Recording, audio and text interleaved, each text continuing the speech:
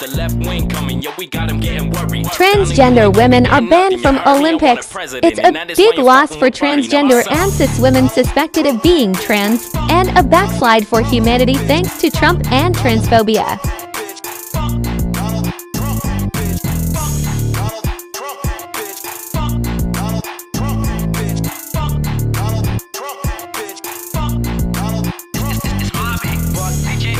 Trump, Marquez, here a small loan of $1 million to kill yourself. Here's the bell, making news who TMZ, not the news who Hitler of the new age. White Saddam Hussein, everything you say is bullshit, need toothpaste before I let my tools spit right at your toupee. Your money is why your wife suck dick.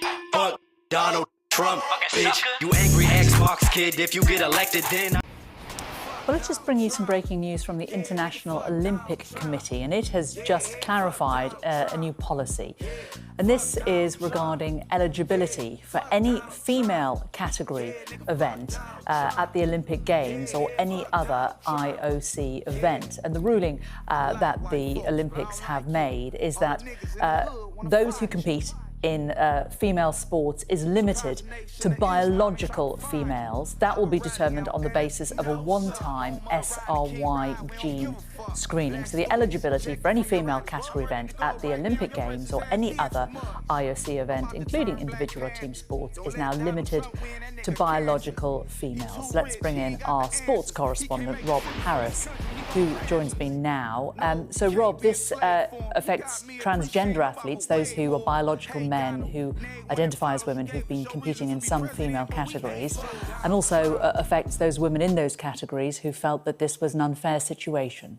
Yes, this is a landmark decision by the International Olympic Committee banning transgender women from women's events at the Olympics. So only biological women will be allowed to compete from 2028, the LA Olympics and onwards, in those women's categories. It comes particular after pressure from Donald Trump. Just last night he was speaking about this, saying that men playing in women's sports should not be allowed. That's very important. And the ISC have been listening also to growing pressure that they've been facing. Athletics, one of those sports that took the lead under Spasti and co, deciding that if you were male at birth and you've gone through any sort of hormone treatment, then you are still restricted from those women's events. Now, we have been hearing from the International Olympic Committee President Kirsty Coventry, and she said that the policy, the new one, is based on science and has been led by medical experts.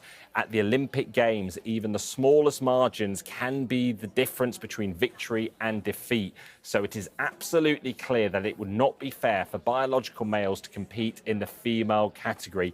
In addition, she says, in some sports, it would simply not be safe. And this has been one of those challenges for sports to balance fairness and inclusivity versus safety in sport as well. So what might seem discriminatory for transgender women, the fact they are restricted from female events, that has been balanced against how fair sport is if you do have those advantages having gone through male puberty and you are competing in women's sports. Also the safety issues, particularly in sports like boxing, if you are a transgender woman competing in women's events. Now, there will be one-time gene testing. We've already seen it introduced in athletics last year. They introduced this testing to determine your biological sex. And this is something that they say will be introduced by the International Olympic Committee. What has changed? Well, in the last year or so, Kirsty Coventry became the IOC president, replacing her predecessor, Thomas Bach, who's very much against any sort of looking at a blanket ban. Previously, the Olympics had left it to each individual sport to decide on gender eligibility. Some sports, like athletics, swimming as well, had introduced their own forms of this ban on transgender women. But there are sports that had not. Gymnastics, tennis and football. FIFA had never decided to introduce a blanket ban, even though here the Football Association last year has banned transgender women from women's matches. There is something to note. At the last Olympics in Paris, the last Summer Olympics, there were no openly transgender women who were competing. So it's not a policy that we know of necessarily affecting a lot of people in terms of at that very elite level as we look forward to LA 2028. But this policy clearly being put in place, recognising that there is a challenge going forward. Indeed. Rob, thank you very much.